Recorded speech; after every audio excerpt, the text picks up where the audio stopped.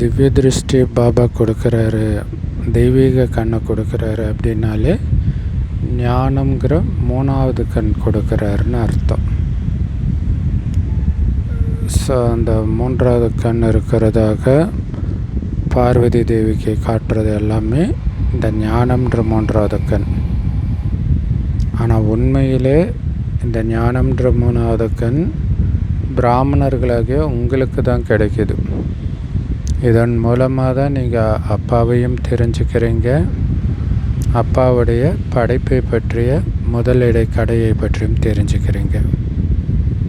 இந்த நேரத்தில் எல்லார்கிட்டேயும் தேக அகங்காரம் தான் இருக்குது, அல்லது அந்த 5 விகாரங்கள் தான் இருக்குது. அதனால தான் எல்லாருமே காரிருளில் இருக்கிறாங்க. 5 விகாரங்கள் இருக்கிறதுனால தான் காரிருளில் இருக்கிறாங்க. ஆனால் குழந்தைங்க கிட்ட ஒளி இருக்குது, ஞானம்ன்ற ஒளி இருக்குது. உங்களுடைய ஆத்மா முழு உலகத்துடைய சரித்திர பூகோளத்தை இப்போ தெரிஞ்சிருக்குது. ஆனால் இதுக்கு முன்னாடி உங்களுக்கு எதுவுமே தெரியாது. நாம் யார், எங்கேருந்து வந்தோம், ஆரம்பத்தில் என்னவா இருந்தோம், எதுவும் தெரியாத அஞ்ஞானத்தில் தான் இருந்தோம். அதுக்கப்புறம்தான் நமக்கு சத்குரு ஞான கண்மை கொடுத்தார். அதோட அஞ்ஞான இருள் நீங்கிடுச்சு. யார் பூஜைக்குரியவர்களாக இருந்தார்களோ அவங்களே இப்போ பூஜாரி ஆகிட்டாங்க. இல்லை, தேவதைகளாக இருந்தவங்க தான் துவாபரகத்திலிருந்து பூஜாரி ஆகிட்டாங்க, விகாரத்திலும் விழுந்துட்டாங்க, துக்கமுடையவர்கள் ஆகிட்டாங்க. பூஜைக்குரியவர்களாக நீங்கள் இருக்கும்போது ஒளியில் இருந்தீங்க சத்தியுகம் திரேதாயுகத்தில். எப்போ துவாபர கலியுகத்தில் இருளில் விழுந்தீங்களோ அப்போ நீங்கள் பூஜாரி ஆகிட்டீங்க.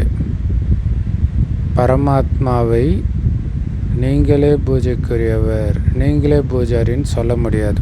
ஆனால் அப்படி தான் தப்பாக சொல்கிறாங்க. அவரோ பரம பூஜைக்குரியவர், எப்போவுமே பூஜைக்குரியவர். இன்னும் கேட்டால் நம்மள மாதிரி குப்பையை கூட பூஜைக்குரியவராக ஆக்கக்கூடியவர். அவர் எப்படி பூஜாரின்னு சொல்ல முடியும்?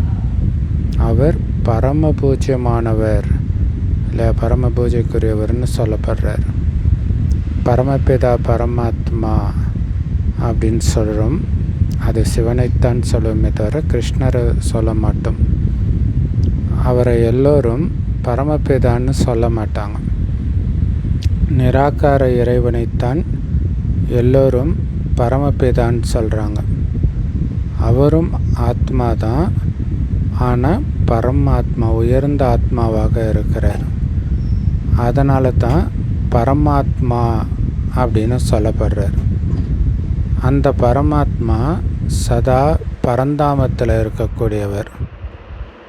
ஆங்கிலத்தில் அவரை சுப்ரீம் சோல் அப்படின்னு சொல்கிறோம். பரமபிதா பரமாத்மானெல்லாம் நிராகார சிவபாபாவைத்தான் சொல்ல முடியும். தேகதாரி கிருஷ்ணரை சொல்ல முடியாது.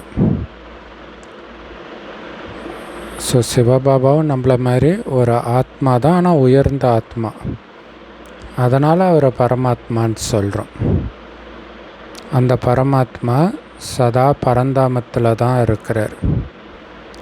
ஆங்கிலத்தில் அவரை சுப்ரீம் சோல் அப்படின்னு சொல்கிறோம்.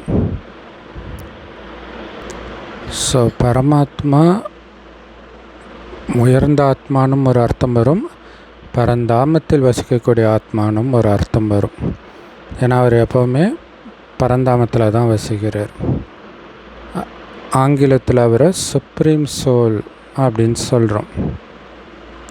பாபா சொல்கிறாரு, ஆத்மாக்களாகிய நீங்கள் பரமாத்மாவை விட்டு பிரிந்து வெகு காலம் ஆகிடுச்சு அப்படின்னு நீங்களே பாடுறீங்க. பரமாத்மாவை விட்டு பிரிந்து வெகு காலம் ஆகிடுச்சின்னு சொல்கிறது கிடையாது. ஆத்மா பரமாத்மா விட்டு பிரிஞ்சது தான் சொல்கிறோமே தவிர பரமாத்மா விட்டு பிரிஞ்சது சொல்கிறது கிடையாது. அப்படி இருக்கும்போது எப்படி ஆத்மா தான் பரமாத்மா தான் ஆத்மான்னு சொல்லுவீங்க? இதுதான் முதல் நம்பர் அஞ்ஞானம். ஆத்மா பிறப்பு இறப்பில் வருது, பரமாத்மா மறுபிறப்பில் வர்றதே கிடையாது. பாரதவாசிகளாகிய நீங்கள் ஆரம்பத்தில் சொர்க்கவாசிகளாக இருந்தீங்க.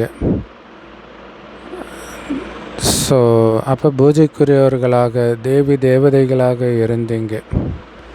ஸோ மனிதர்களில் யார் பூஜைக்குரியவர்களாக இருக்கிறாங்களோ அவங்க தான் தேவி தேவதைகள்.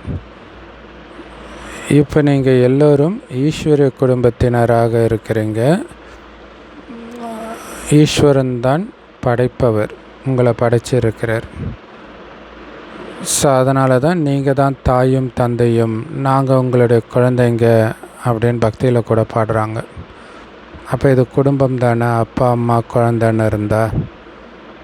சரி, தாய் தந்தைன்னு நீங்கள் யார் சொல்கிறீங்க? அப்படி சொல்கிறது யார்? ஆத்மா தான் தாய் தந்தைன்னு சொல்லுது. உங்களுடைய கருணையினால் எங்களுக்கு சொர்க்கம்ன்ற சுகமான பூமி கிடைச்சது. தாய் தந்தையாகிய நீங்கள் சொர்க்கத்தை ஸ்தாபனை செய்கிறீங்க. லௌகீகத்தில் கூட அப்பா அம்மாவுடைய வீடு குழந்தைக்கு கிடைக்கிது. அதே மாதிரி இங்கே சொர்க்கம்ன்ற சுகமான பூமி சிவபாபா மூலமாக தான் கிடைக்கிது. இந்த தாய் தந்தை மூலமாக தான் கிடைக்கிது. தாய் தந்தையாகிய நீங்கள் தான் சொர்க்கத்தை ஸ்தாபனை பண்ணுறீங்க. நாங்கள் உங்களுடைய குழந்தைகள் ஆகிறோம் அப்படின்னு பாடுறோம்.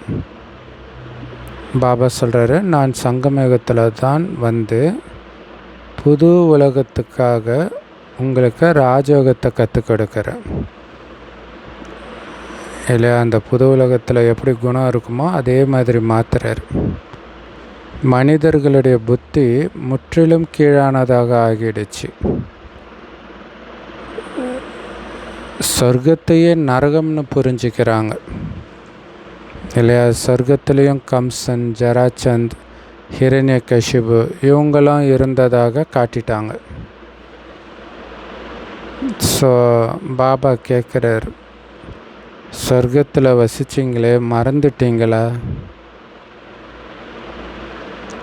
என்னுடைய சிவ ஜெயந்தியை கூட பாரதத்தில் தானே கொண்டாடுறீங்க. சிவராத்திரின்னு கூட பாடப்பட்டு இருக்குது.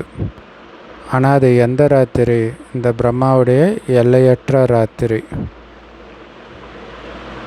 இல்லை? பிரம்மாவின் பகல், பிரம்மாவின் இரவுன்றது எல்லையற்ற பகல், எல்லையற்ற இரவை குறிக்குது. ஸோ அந்த இரவில் தான் சிவபாபா வரார். சங்கமேகத்தில் இரவை பகலாக மாற்றுறார், நரகத்தை சொர்க்கமாக மாற்றுறார். ஸோ சிவராத்திரி அப்படின்னா என்ன அர்த்தம்னு கூட யாருக்குமே தெரியல. பகவானும் நிராகாரமானவர் இல்லை, உடலே கிடையாது. மனிதர்கள் உடல் எடுக்கிறதுனால, ஒவ்வொரு ஜென்மத்துக்கும் ஒவ்வொரு உடல் எடுக்கிறதுனால ஒவ்வொரு ஜென்மத்துக்கும் பேர் மாறுது, ஒவ்வொரு சரீரத்துக்கு ஏற்ற மாதிரி. எனக்கும் சரீரத்தின் பேரே கிடையாதே இல்லை. பிரம்மா உடலில் வரும்போதும் பிரம்மாவுடைய உடம்புக்கு தனி பேர் இருக்குது. ஸோ இவருடைய பேர் சிவன் தான். நான் இந்த வயோதிக வானப்பிரஸ்த சரீரத்தை ஆதாரமாக எடுத்துக்கிறேன். இவர் ஆரம்பத்தில் பூஜைக்குரியவராக இருந்தார், இப்போ பூஜாரியாக ஆகிட்டார். சிவபாபா தான் சொர்க்கத்தை படைக்கிறார் இல்லை. இந்த வயோதிக வானப்பிரஸ்தத்தில் இருக்கிற பிரம்ம பாபாவே ஆரம்பத்தில் பூஜைக்குரியவராக இருந்தார், இப்போ பூஜாரி ஆகிட்டார். சிவபாபா சொர்க்கத்தை படைக்கிறார் நமக்காக. நாம் அவருடைய குழந்தைங்க தானே, அப்போ நாம் அந்த சொர்க்கத்துக்கு எஜமானர் ஆகணும் தானே. ஸோ அதுக்கு தான் முயற்சி பண்ண சொல்கிறார். முயற்சி பண்ணாமல் அடைய முடியாது. சொர்க்கத்துக்கு போயிடுவோம், பட் உயர்ந்த பதவி அடைய முடியாது. சிவபாபா தான் உயர்ந்ததிலும் உயர்ந்தவர். அவருக்கு அடுத்தபடியாக தான் பிரம்மா, விஷ்ணு, சங்கர். அவங்களுக்கும் நாடகத்தில் பாகம் இருக்குது. ஒவ்வொரு ஆத்மாவுக்கும் அவங்கவுங்களுக்கான சுகம் துக்கத்தின் பாகம் இந்த நாடகத்தில் பதிவாகி இருக்குது. நாம் சிவபாபாவுடைய வாரிசாக இருந்தோம் அப்படின்னு உங்களுக்கு தெரியும். சிவபாபா நம்மளை சொர்க்கவாசியாக ஆக்கியிருந்தார். இல்லை, அவருடைய வாரிசானாலே அவருடைய சொத்துக்கு அதிபதி தானே, அப்போ சொர்க்கவாசியாக தான் இருந்திருப்போம். அதனால தான் அவர் நினைவு செஞ்சோம் பக்தி மார்க்கத்தில். ஏதோ ஒன்று கொடுத்தா தானே நினைவு பண்ணியிருப்போம், எதுவுமே பண்ணாதவரையா நினைப்போம். ஏ பரமபிதா கருணை காட்டுங்க அப்படின்ட்டு சாது சன்னியாசிகள் கூட சாதனை பண்ணுறாங்க. ஏன்னா இந்த உலகத்தில் அதிக துக்கம் இருக்கிறத பார்க்குறாங்க. அதனால் இங்கேருந்து தப்பிச்சு நிர்வாண தாமத்துக்கு, அதாவது முக்திக்கு போகணும்னு விரும்புகிறாங்க. ஆத்மா பரமாத்மாவோட ஐக்கியமாகிடும், அல்லது ஆத்மா தான் பரமாத்மா அப்படின்னு புரிஞ்சுக்கிறது தப்பு.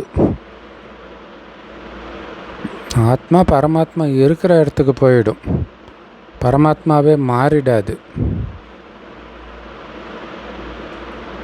ஆத்மாக்களாகிய நாம் பாபாவோட பரந்தாமத்தில் வசிக்கக்கூடியவர்கள். பிறகு அங்கேருந்து சத்தியுகத்துக்கு வருவோம், தேவதா குலத்துக்கு வருவோம். பிறகு 84 பிறவிகள் எடுப்போம்னு இப்போ புரிஞ்சுக்கிறோம். ஆத்மாக்களாகிய நாம் வர்ணங்களில் வரும், தேவதை, சத்திரியர், வைஷ்யர், சூத்ரர், பிராமணர் அப்படின்ட்டு.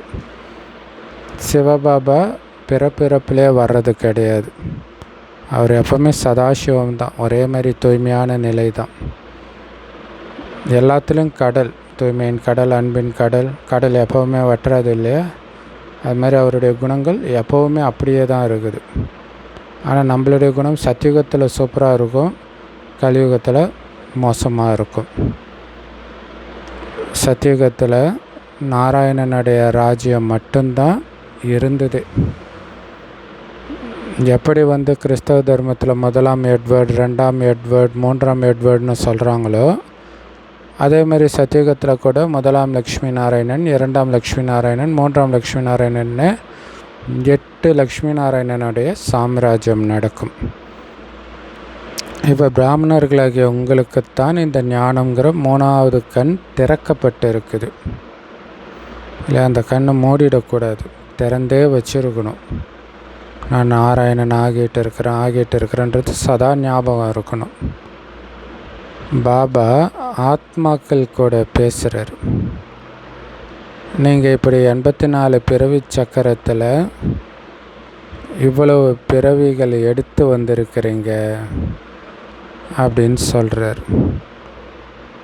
வர்ணங்களின் சித்திரத்தையும் உருவாக்குறீங்க. ஸோ அந்த 84 பிறவி சக்கரத்தில் தான் தேவதை, சத்திரியன், வைஷ்யன், சூத்ரன், பிராமணன்னு வர்ணங்களின் சித்திரத்தையும் உருவாக்குறோம். ஸோ அதில் நாம் இப்போ உச்சிக்குடுமை பிராமணர்களாக இருக்கிறோம். இல்லை, பிராமண வர்ணத்தை சார்ந்தவர்கள் அப்படின்னாலே உச்சிக்குடுமை போன்றவர்கள், அவ்வளோ உயர்ந்தவர்கள். அதுக்கு அடுத்ததாக பாபா தான், வேறு யாரும் கிடையாது அப்படிங்கிறத சதா ஞாபகம் இருக்கணும். இந்த நேரத்தில் நாம் நடைமுறையில் ஈஸ்வரிய வம்சத்தினராக இருக்கிறோம். இந்த எளிய ராஜயோகம் மற்றும் ஞானத்தின் மூலமாக நமக்கு சுகமான உலகம் கிடைக்குது. ஸோ உச்சிக்குடுமை பிராமணர்கள்னால் என்ன அர்த்தம்? ஈஸ்வரிய வம்சத்தை சார்ந்தவர்கள்னு அர்த்தம். ஸோ இந்த ஈஸ்வரிய வம்சத்தினருக்குத்தான் ராஜயோக ஞானம் கிடைக்கிது. இதன் மூலமாக தான் சுகமான உலகமே நமக்கு கிடைக்கிது. ஸோ எல்லாமே ஈஸ்வரிய பரிவாரத்துக்கு வருவதன் மூலமாகத்தான் கிடைக்கிது. ஸோ யார் எந்த அளவுக்கு முயற்சி பண்ணுறாங்களோ அதற்கேற்ப சிலர் சூரிய வம்ச ராஜ்யத்தின் ஆஸ்தி அடையிறாங்க, சிலர் சந்திர வம்சத்தின் ஆஸ்தி அடையிறாங்க. முழு ராஜ்யமும் இப்போ ஸ்தாபனை ஆகிட்டு இருக்குது. ஒவ்வொருத்தரும் அவங்களுடைய முயற்சியின்படி அந்தந்த பதவி அடைவாங்க. எந்த அளவுக்கு முயற்சி பண்ணுறாங்களோ அதற்கேற்ப பதவி கிடைக்கும். ஏன்னா முழு ராஜ்யம்னு என்ன அர்த்தம்? நாராயணன் தொடங்கி கடைசி வெட்டியான் வரைக்கும் வரிசைக்கிரமமாக எல்லா பதவியும் உருவாகும். ஸோ அதனால் நான் ஒரு வேளை படிச்சுட்டு இருக்கும்போது சரீரத்தை விட்டுட்டா என்ன பதவி கிடைக்கும் அப்படின்னு நீங்கள் பாபா கிட்டே கேட்டிங்கன்னா பாபா உடனே சொல்லிடுவார். ஆனால் யாருமே கேட்குற தைரியம் வரல. ஏன்னா எல்லாருக்கும் அவங்கவுங்களுடைய முயற்சியை பற்றி தெரியும் இல்லையா? நினைவின் மூலமாகத்தான் ஆயுள் அதிகரிக்கும், விகர்மங்கள் விநாசமாகும். ஸோ தூய்மையற்ற நிலையிலிருந்து தூய்மை ஆகிறதுக்கு நினைவை தவிர வேறு எந்த உபாயமும் கிடையாது இல்லை. தூய்மை ஆகிறதுக்கு, ஆயுள் அதிகரிக்கிறதுக்கு, பாவம் அழிகிறதுக்கு எல்லாத்துக்கும் ஒரே வழி நினைவு தான். ஆனால் இப்போ பதித்த பாவன் அப்படின்னு சொன்னோடனே பகவானுடைய நினைவு தான் வருது. ஆனால் அந்த பகவான் யாருன்னு யாருக்கும் தெரியாது. நான் பாரதத்தில் தான் வரேன். ஸோ இதுதான் என்னுடைய ஜென்மபூமி. சோமநாதர் கோயில் பாருங்கள் எவ்வளோ கம்பீரமாக இருக்குது இல்லையா? உலகத்தில் முதலாக கட்டப்பட்ட கோயில், சிவனுடைய கோயில். ஸோ பாபா தான் இதெல்லாம் புரிய வைக்கிறார். பிறகு பக்தி மார்க்கத்தில் நினைவு சின்னத்தை உருவாக்க ஆரம்பிச்சிடுறாங்க, கோயிலாக, வேதங்களாக. ஸோ எப்போ பூஜாரி ஆகுறீங்களோ அப்போ முதல்ல சோமநாதர் கோயிலை தான் உருவாக்குறீங்க. பாரதம் தான் சத்தியுகம் திரேதாயுகமாக இருக்கும் பொழுது மிகுந்த செல்வமிக்க நாடாக இருந்தது இல்லை, உலகத்துக்கே மகுடமாக இருந்ததுன்றார். அதனால்தான் துவாபரயுகத்தில் கட்டுற கோயிலில் கூட அளவற்ற செல்வம் இருந்தது. இன்னை வரைக்கும் சில கோயில்களில் இருக்குதில்ல, கேரளாவில் பத்மநாப சுவாமி கோயில், நிறைய கோயிலில் அப்படி இருக்குது. அப்போ சொர்க்கம் எப்படி இருந்திருக்கும் யோசிச்சு பாருங்கள். பாரதம் வைரத்துக்கு சமமாக இருந்தது சத்தியுக திரேதாயுகத்தில். ஆனால் இன்றைக்கி பாரதம் சோழிக்கு சமமாக ஏழை ஆயிடுச்சு. மறுபடியும் பாபா இந்த பாரதத்தை வைரம் மாதிரி ஆக்கிறார். ஸோ படைப்பவர் யாருன்னு யாருக்கிட்ட வேணாலும் கேளுங்க, பரமாத்மான்னு சொல்லுவாங்க. ஆனால் அவர் எங்கே இருக்கிறாருன்னு கேளுங்க, அவர் இல்லாத இடமே கிடையாது, சர்வவியாபின்னு சொல்லிடுவாங்க. ஸோ இந்த முழு மரமும் இத்து போன நிலையில் இருக்குது அப்படின்னு பாபா சொல்கிறார். அம்மா பாபாவுடைய இதே சிம்மாசனத்தில் உட்கார அளவுக்கு நான் தகுதியானவனாக ஆகியிருக்கிறேன்னான்னு உங்களை நீங்கள் செக் பண்ணுங்க இல்லை. அதாவது அவங்க மனதில் இடம் பிடிக்கிறவனாக ஆகியிருக்கிறேன்னா அப்படின்னு செக் பண்ணுங்க. அப்படின்னு அர்த்தம் அவங்களுக்கு சமமாக இருக்கிற குழந்தைங்கள, அவங்களுக்கு சமமாக சேவை செய்கிற குழந்தைங்கள தான் அவங்களுக்கு பிடிக்கும் இல்லையா? இது தூய்மையற்ற உலகம். முக்கியமானதே இங்கே தூய்மை தான். ஸோ தூய்மை இல்லாததுனால தான் இப்போ யாருக்கிட்டையும் ஆரோக்கியமும் இல்லை, செல்வமும் இல்லை, மகிழ்ச்சியும் இல்லை. ஸோ இங்கே இருக்கிற ராஜ்யம் கூட காணல் நீர் போன்றது. ஸோ இதை பற்றி சாஸ்திரத்தில் துரியோதனனுடைய கதை கூட இருக்குது.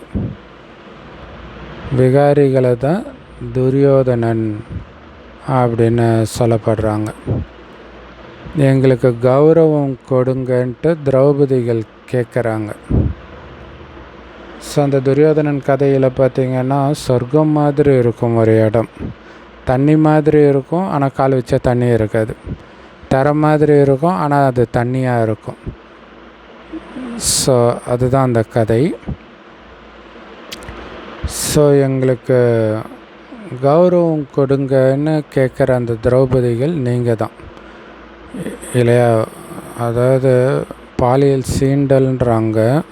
ஏன்னா அது ஒரு பெண்ணை அவமானப்படுத்தக்கூடிய ஒரு விஷயமாக இருக்குது. ஸோ அப்போ காமத்திலிருந்து பெண்ணை விடுவித்தால்தான் அந்த பெண்ணுக்கு உண்மையில் கௌரவம் கொடுக்குறீங்கன்னு அர்த்தம். ஸோ அப்போ நீங்கள் எல்லோருமே திரௌபதிகள் தான் இல்லையா? எல்லா பெண் குழந்தைகளும் சொர்க்க வாசலாக இருக்கிறாங்க.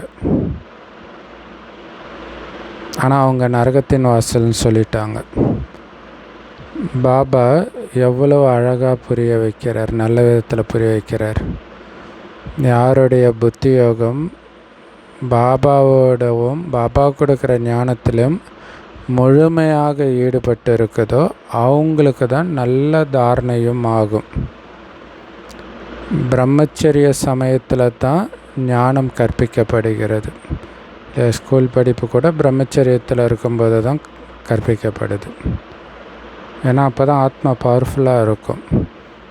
அப்படி இருக்கும்போது இது 21 ஜென்மத்திற்கு இதை தாங்கணுமே, அந்த தூய்மை. அப்போ எவ்வளோ பவர்ஃபுல்லாக இருக்கணும், அதுக்கு தான் பிரம்மச்சரியத்தில் இருக்க சொல்கிறார். இல்லறத்தில் இருந்தாலும் தாமரை மலர் மாதிரி தூய்மையாக இருக்கணும்னு பாபா சொல்கிறார். ஸோ 2 பக்கமும் இருக்கிறோம், குடும்பத்துலேயும் இருக்கிறோம், சன்னியாசி மாதிரியும் இருக்கிறோம். அதான் எல்லையற்ற சன்னியாசி. ஸோ அதுதான் அவசியம் வாழ்ந்து கொண்டே இறக்கவும் வேண்டும். இறந்துட்டிங்களான்னு செக் பண்ணுறதுக்காக தான் காமத்தை தூண்டக்கூடிய விஷயம், கோபத்தை தூண்டக்கூடிய விஷயம், பற்றை தூண்டக்கூடிய விஷயம், பேராசை தூண்டக்கூடிய விஷயம், அகங்காரத்தை தூண்டக்கூடிய விஷயம் நடக்குது. தூண்டப்படுறீங்கன்னா இன்னும் இறக்கலை,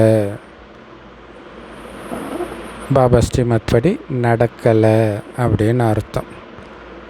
ஸோ இறக்கும் தருவாயில் மனிதர்களுக்கு மந்திரம் கொடுப்பாங்க.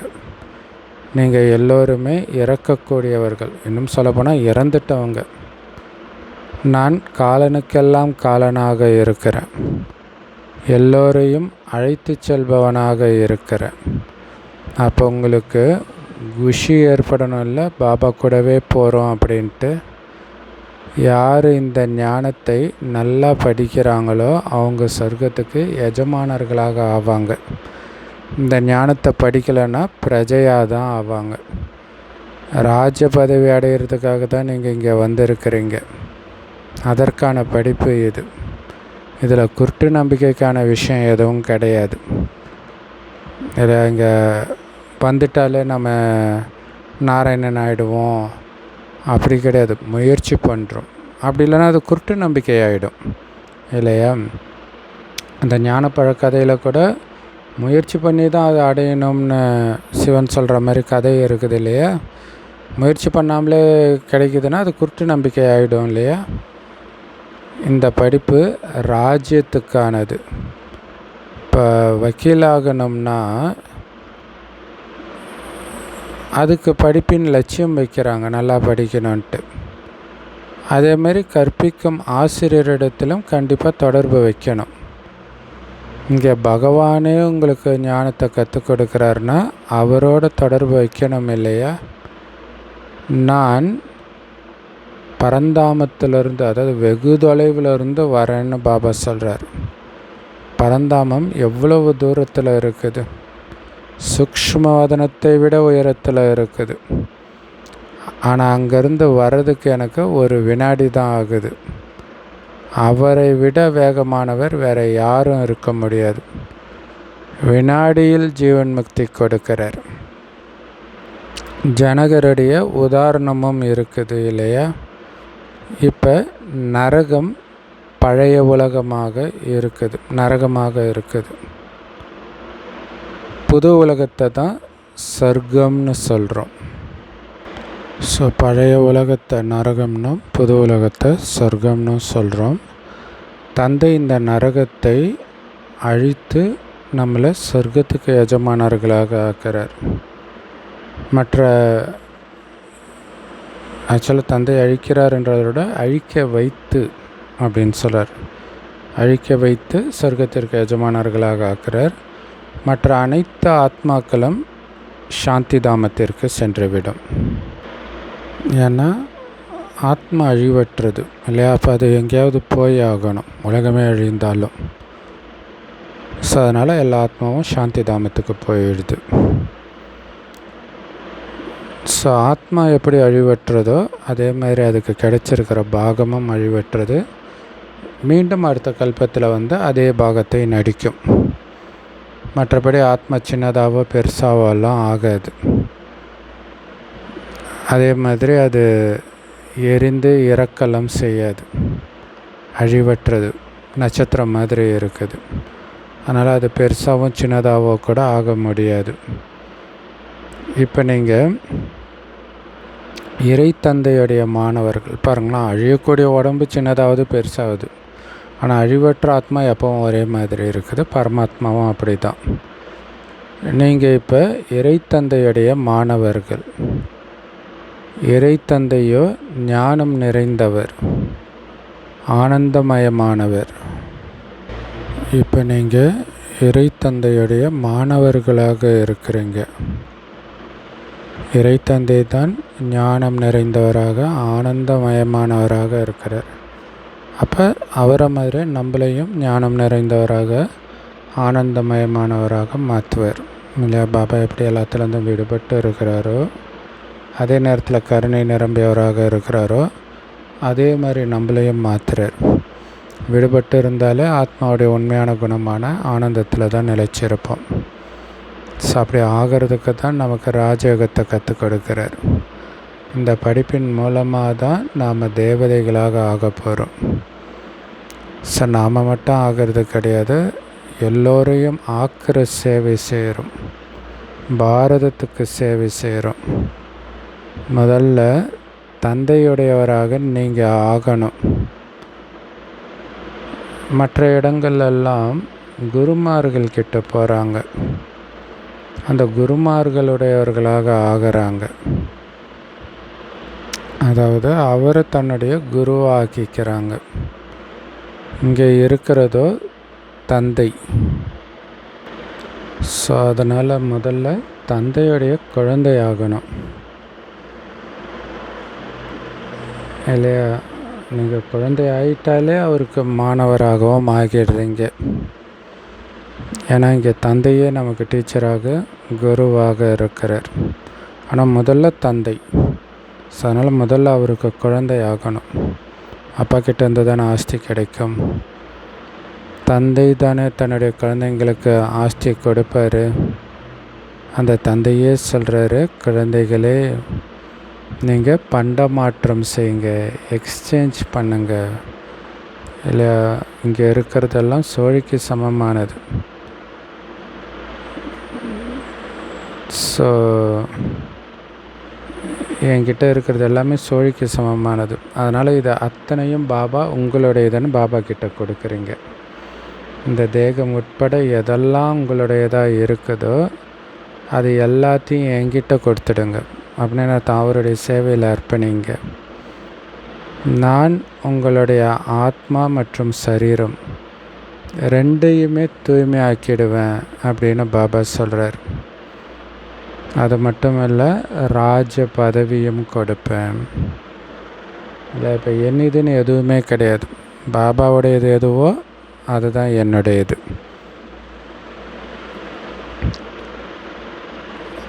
உங்ககிட்ட என்னெல்லாம் இருக்குதோ நீங்கள் அதை பாபாவுக்கு பலியாக்கிட்டீங்கன்னா ஜீவன் முக்தி கிடைக்கும். பாபாவுக்கு பலியாக்குறதுனா என்ன அர்த்தம்?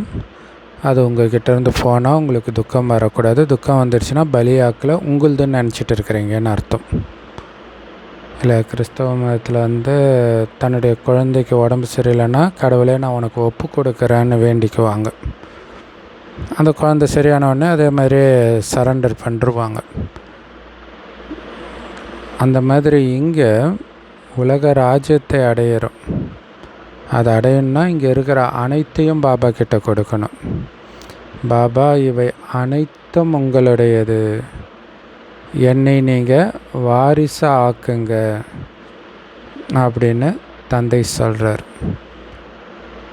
இல்லை அனைத்தையும் பாபா கிட்ட கொடுக்கறது தான் அங்கே நாட்டையே பணயம் வச்சார் அப்படின்ட்டு பாண்டவர்கள் சூதாட்டத்தில் பணயம் வச்சதாக காட்டினதுடைய உண்மையான அர்த்தம், பாபா கிட்ட நாம் அனைத்தையும் பணயம் வைக்கிறோம், கொடுக்குறோம். ஏன்னா அவரை நம்மளுடைய வாரிசாக ஆக்கிக்கிறோம். அப்படி ஆக்கிறதன் மூலமாக நான் உங்களுக்கு 21 பிறவிக்கு வாரிசாக ஆகிறேன். 21 பிறவிக்கு உங்களை நான் வாரிசாக ஆக்கிறேன். இப்போ நீங்கள் என்ன வாரிசாக்கிக்கிறதன் மூலமாக நான் உங்களுக்கு 21 பிறவிக்கு என்னுடைய வாரிசாக்குறேன். அப்படின்னு அர்த்தம், என்னுடைய ஆஸ்தியான சொர்க்கத்தை அப்படியே உங்களுக்கு கொடுக்குறேன்.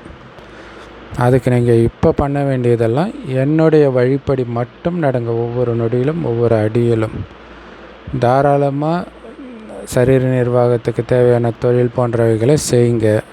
வெளிநாட்டுக்கு போகணுமா போங்க, என்ன வேணாலும் பண்ணுங்க. ஆனால் எங்கே இருந்தாலும் என்னுடைய வழிப்படி நடந்தால் போதும். இங்கே மெயினாக பாபாவுடைய நினைவில் இருக்கணும். என் இதென்ற உணர்வு இருக்கக்கூடாது. அனைத்தும் பாபாவுடையதுன்ற உணர்வு, நான் கருவின்ற உணர்வில் இருக்கணும். நேற்று சொன்னார் இல்லையா, நிமித் நிர்மான் நிர்மல், முக்கியமானது இல்லையா. நான் ஒரு கருவி, பணிவானவன், தூய்மையான வார்த்தை, இது இருக்கணும். ஆனால் மாயை அடிக்கடி உங்களை போரில் வீழ்த்திடும். ரொம்ப எச்சரிக்கையாக இருக்கணும். எந்த பாவமும் செஞ்சிடக்கூடாது. ஸ்ரீமத் படி நடந்தீங்கன்னா சிரேஷ்டமானவர்களாக ஆகிடுவீங்க. இல்லை, ஸ்ரீமத் படி நடந்தாலே பாவம் செய்ய மாட்டீங்க. பாவமே செய்யலைன்னா கரெக்டான காரியம்தான் பண்ணுவீங்க, உயர்ந்த காரியம்தான் பண்ணுவீங்க. கடைசியில் நீங்கள் உயர்ந்தவராகவே ஆகிடுவீங்க இல்லையா. உயர்ந்த காரியம் மட்டுமே செய்கிறது உங்கள் குணம் ஆயிடுச்சுன்னா நீங்கள் உயர்ந்தவர் தானே. நல்லது. அற்புதமான முரளி கொடுத்த அன்பான தாய் தந்தை பாப்தாதாவுக்கு அன்பு நினைவுகள் மற்றும் காலை வணக்கம். பாபா சொல்கிறாங்க, ஆத்மா மற்றும் சரீரம் ரெண்டையும் தூய்மையாக்கிறதுக்காக தேக சகிதமாக என்னெல்லாம் இருக்குதோ அதை பாபா கிட்ட அர்ப்பணிச்சுட்டு அவருடைய ஸ்ரீமத் படி நடக்கணும். இதுதான் இன்றைக்கி முக்கியமான விஷயமே இல்லையா. அவர்கிட்ட கொடுக்கறதன் மூலமாக அது தூய்மையாக்கி திருப்பி கொடுக்குறேன். தூய்மையாகி வந்தாலே கூடவே செல்வம், ஆரோக்கியம், சுகம், அமைதி அனைத்தும் கிடைக்கும். அதனால் அவருடைய இல்லை எல்லாத்தையும் அவர்கிட்ட கொடுத்துட்டு அவருடைய ஸ்ரீமத் படி நடக்கணும். அப்போ தான் தூய்மையாக முடியும். ஸோ மம்மா பாபா இதே சிம்மாசனத்தில் உட்காரணுன்னா அதற்கு உங்களை தகுதிப்படுத்திக்கணும். அதுக்கு முக்கியமாக தூய்மையை தாரணை பண்ணணும். வரதானம், சங்கமயுகத்தில் அதீந்திரிய சுகத்தை அனுபவம் செய்பவராக இரட்டை பிராப்திக்கு அதிகாரியாக ஆகுங்கள். அதுக்கு விளக்கம், எந்த குழந்தைங்க சங்கமயுகத்தில் அதீந்திரிய சுகத்தை அனுபவம் செய்கிறாங்களோ அவங்களுக்கு எப்போவுமே அமைதி, குஷி அப்படிங்கிற இரட்டை பிராப்தி அடைஞ்சிட்டோன்ற பெருமிதம் இருக்கும் இல்லை. எப்போவுமே அவங்க அதாவது முழுக்க முழுக்க பாபா நினைவு, ஞானத்தை சிந்தனை பண்ணுறது, இதிலேயே மூழ்கி இருக்கிறவங்க தான் அதீந்திரிய சுகத்தை அனுபவம் செய்வாங்க. அதனால் அவங்களுக்கு எப்போவுமே அமைதியும் இருக்கும், குஷியும் இருக்கும், இருக்குதுன்ற அந்த சுத்த அகங்காரமும் இருக்கும். இரட்டை பிராப்தி அடைஞ்சிருக்கிறோன்ட்டு.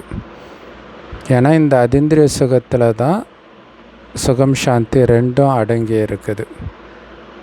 இப்போ குழந்தைங்க கிட்ட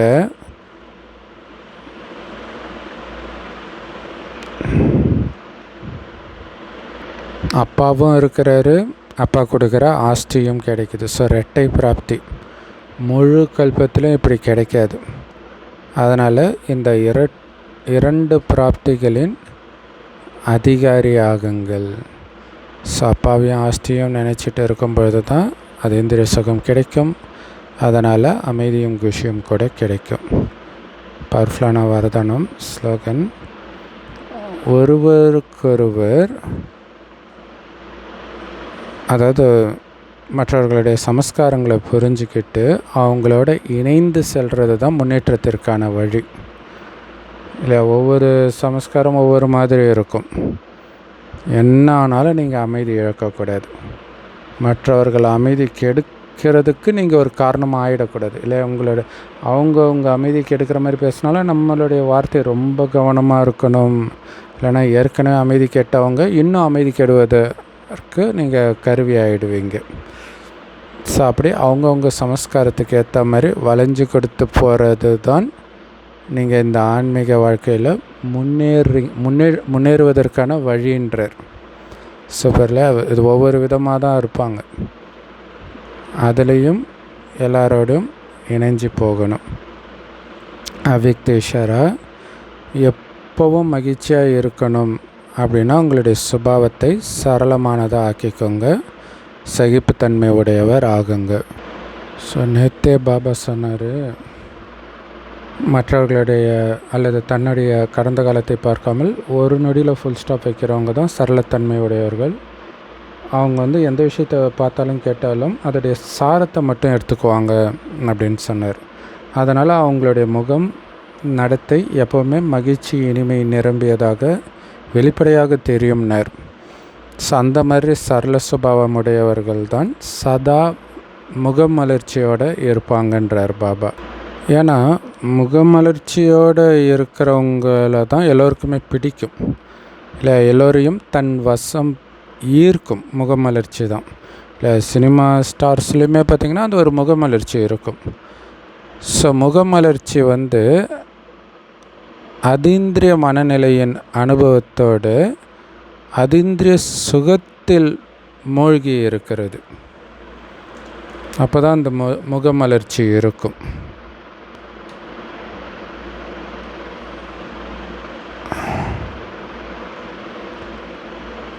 ஸோ அப்போ முகமலர்ச்சினாலே இதுதான்றார், அதீந்திரிய சுகத்திலே மூழ்கி இருக்கிறது. இதுக்கு என்ன பண்ணணும் அப்படின்னா, விலகி சாட்சியாளராக பார்க்குறன்ற சீட்டில் உட்காந்து மாயை அல்லது இயற்கையோடைய பொம்மலாட்டத்தை பொழுதுபோக்காக பாருங்கன்றார். இல்லை அதை தான் அந்த அரவான் பலி கொடுக்குறாங்க இல்லையா, பாண்டவர்கள் ஜெயிக்கணுன்ட்டு. இப்போ அவனை தூக்கி அவனுடைய தலையை மட்டும் ஒரு கம்பத்தில் நட்டுறாங்க. ஏன்னா அவன் முழு யுத்தத்தையும் பார்க்கணுன்னு ஆசைப்பட்டான்ட்டு. இப்போ உடம்பு கிடையாது, அவனால் எதுவும் பண்ண முடியாது, பார்க்க தான் முடியும். அந்த மாதிரி நீங்கள் இருக்கணுன்றார். இதுக்கும் எனக்கும் சம்மந்தம் இல்லை, ஏன்னா நான் செத்து போயிட்டேன் அப்படின்னு இருந்தால் மாயையுடைய மாயை பண்ணுற விஷயமெல்லாம் உங்களுக்கு ஒரு விளையாட்டாக பொம்மலாட்டமாக அனுபவமாகும். இல்லை ஒரு விளையாட்டு வீரனாக உங்களை நினச்சிக்கோங்கன்னு பாபா சொல்கிறார். எவ்வளோ யுக்தி கொடுக்குறாரு பாருங்கள். உங்கள் முகம் எப்போவுமே மலர்ந்து இருக்கணுன்றதுக்காக. அப்படி மலர்ந்து இருக்கும்போது தான் மற்றவர்களை பிடிச்சி இழுப்போம். நிறைய அம்மன் கோயிலில் உள்ள சிலைகள் அந்த அளவுக்கு வசீகரமாக இருக்கும். ஸோ அதை பார்த்தாலே நமக்கு இது ஞாபகம் வரும், இந்த ஞானத்தோடு சேர்த்து. ஸோ செம பவர்ஃபுல் முரளி. ஸோ அடுத்தது நம்ம மம்மாவுடைய ரொம்ப பவர்ஃபுல்லான தாரணை கிளாஸ். உண்மையான தலைவனான பரமாத்மாவிடம் உண்மையானவராகி இருங்கள். ஸோ இந்த நேரத்தில் தான் நமக்கு பாபா மூலமாக என்ன கட்டளை கிடைக்குது, நிரந்தரமாக என்னுடைய நினைவில் மட்டும் இருங்கள் அப்படின்னு. ஸோ அந்த நினைவில் அனைத்தையும் மறக்கணும். என்னுடையதுன்ற எண்ணம் பாபாவை தவிர வேறு அனைத்துலேருந்தும் நீங்கிடணும். அந்த அளவுக்கு பாபா நினைவில் இருக்கணும். அதுக்கு பேர் தான் யோகம். மற்றபடி தியானத்தில் உட்கார்றது கிடையாது. இது சகஜ யோகம். நடந்தாலும் சென்றாலும் காரியம் செஞ்சாலும் அவருடைய நினைவிலே மூழ்கி இருக்கிறதுக்கு பேர் தான் துண்டிக்கப்படாத அகண்ட யோகம்னு சொல்லப்படுது. ஆனால் இதில் நிரந்தரமாக இருக்கணும் அப்படின்னா அதுக்கு முயற்சி கண்டிப்பாக தேவைப்படுது, தானாக வந்துடாது. ஸோ ஒருவேளை அவருடைய கட்டளைக்கு கீழ்ப்படிஞ்சு நீங்கள் நடக்கலை, ஏதோ கட்டளையை மீறுறீங்க அப்படின்னா கண்டிப்பாக தண்டனை அனுபவிக்க வேண்டி இருக்கும். ஸோ அவருடைய கட்டளை என்ன அப்படின்னா, பாப்தாதாவுடைய கட்டளை, நான் எப்படி கர்மம் செய்கிறேனோ என்னை பார்த்து நீங்களும் அடி மேலே அடி எடுத்து வைங்கன்றார். இல்லாட்டினா மாயக்கிட்ட அடி வாங்குவீங்க இல்லையா. பாபா நம்மளுடைய மனவாளன் தானே. திருமணத்தின் பொழுது கணவன் கையை பிடிச்சிட்டு கணவன் பின்னாடியே அந்த மனைவி போவாள். வேறு ஒரு வழியில் நான் போகிறேன், ஷார்ட்கட்டில் போகிறேன்லாம் போகிறது கிடையாது. அந்த மாதிரி கடவுள் தான் நம்முடைய கணவன். அப்போ அவருடைய வழிப்படியே போகணும். மீறினீங்கன்னா மாயக்கிட்ட அடி வாங்குவீங்க. சூப்பரான எச்சரிக்கை இது இல்லையா? ஸோ நம்முடைய உண்மையான தலைவன் பாபா தானே, அவர்கிட்ட உண்மையாக இருக்கணும். லௌகீக கணவன் கூட தன்னுடைய மனைவி தனக்கு உண்மையாக இருக்கணும்னு நினைப்பான் இல்லை? அதே மாதிரி தான் இங்கேயும். ஸோ மாயையுடைய எந்த தடை துன்புறுத்தினாலும் தைரியமாக பாபா சொன்ன வழிப்படி அடி எடுத்து வைக்கணும். அப்போ தான் அவருடைய உதவி மூலமாக மாயை அகன்று விடுன்றார் இல்லையா? பாபா வழிப்படி நீங்கள் கால் எடுத்து வைக்கிறதுல தான் தைரியம் வேணும். ஏன்னா மாயை போடுற தடையெல்லாம் சரி மாயை சொல்கிற மாதிரியே நடந்துக்கலாமேன்னு தோணும். இல்லை, நான் பாபா சொல்கிறபடி தான் நடப்பேன்னு நீங்கள் அடி எடுத்து வைங்க, தடை காணாமல் போயிடும்ன்றார். செம சூப்பரான பாயிண்ட்டு அம்மா சொல்கிறாங்க. அப்போ பாதி தெளிவாகிடும், அந்த குழப்பமெல்லாம் காணாமல் போயிடும். பிறகு உங்களை எங்கே உட்கார வச்சாலும் எப்படி நடத்தினாலும் உங்களுக்கு பாதை தெளிவாக இருக்கும். அதில் இருக்கக்கூடிய நன்மை மட்டும்தான் உங்களுக்கு தெரியும். இந்த மாதிரி பாபாவுக்கு துணைவனாக இருக்கிறதுக்கு ரொம்ப ரொம்ப தைரியம் வேணும். அந்த மாதிரி மகான் சௌபாக்கியசாலி ரொம்ப ரொம்ப குறைவாக தான் வெளிப்படுவாங்கன்னு அம்மா சொல்கிறாங்க. அவங்க தான் வெற்றி மாலையில் வருவாங்க. சௌபாக்கியசாலினாலே 100 மடங்கு பாக்கியசாலி. அதிலும் மகான் சௌபாக்கியசாலி ரொம்ப கம்மியாக தான் வெளிப்படுவாங்க. மற்றவர்கள் பாக்கியசாலி, ஏன்னா பாபா குழந்தை ஆகிறதே பாக்கியம் தானே. மற்றவர்கள் பாக்கியசாலி, தைரியமாக பாபா சொல்கிற வழிபடி தான் எல்லா சூழ்நிலையிலும் நடக்கிறவங்க மகான் சௌபாக்கியசாலி. அவங்க வெற்றி மாலையில் வருவாங்க. மற்றபடி பாக்கியசாலிகள் ஏதோ கொஞ்சம் நெஞ்சம் தனக்கு கிடச்சதை எடுத்துக்கிட்டு பிரஜை ஆகிடுவாங்க. அதனால் அம்மா சொல்கிறாங்க, கொஞ்சம் கிடச்சாலே போதும்னு குஷி ஆகிடாதீங்க. உங்களுடைய விருப்பம் என்னவாக இருக்கணும்? நான் சம்பூர்ணமாகி முழு ஆஸ்தியை அடையணுங்கிறது தான் இருக்கணும். அதுக்கு தைரியம் வைங்க, முன்னேறி போங்க. மாயை கண்டிப்பாக தடையை ஏற்படுத்தும், ஆனால் அதன் மீது நீங்கள் வெற்றியை அடையணும். இதில் மட்டும் நீங்கள் தப்பு பண்ணிட்டீங்கன்னா பாபா மேலே நீங்கள் வச்சுருக்கிற நம்பிக்கையில் குறைவு இருக்குதுன்னு அர்த்தம் இல்லை? கோபப்படுற மாதிரி சூழ்நிலை வரும்போது அமைதியாக இருக்கணுன்றது பாபா சொன்னது. நீங்கள் அமைதியாக இருந்தீங்கன்னா ஒரு அடி முன்னாடி எடுத்து வச்சுருக்கிறீங்கன்னு அர்த்தம். கோபப்பட்டுட்டிங்கன்னா, காமத்தை தூண்டக்கூடிய சூழ்நிலையில் காம வயப்பட்டுட்டிங்கன்னா பாபா மேலே வச்சுருக்கிற நம்பிக்கையில் குறைவு, உங்களுடைய தாரணையில் குறைவுன்னு அர்த்தம். இது உங்களுடைய தப்பு. ஸோ அதனால் இதில் சமூக அந்தஸ்து போகுது, குலத்தின் மரியாதை போகுது என்னெல்லாம் கவலைப்படக்கூடாது. அதை கட் பண்ணி தூக்கி கடாசுங்கன்றார். சமூக அந்தஸ்து, குல மரியாதையெல்லாம் துண்டிக்க வேண்டி இருக்கும்னு அம்மா சொல்கிறாங்க.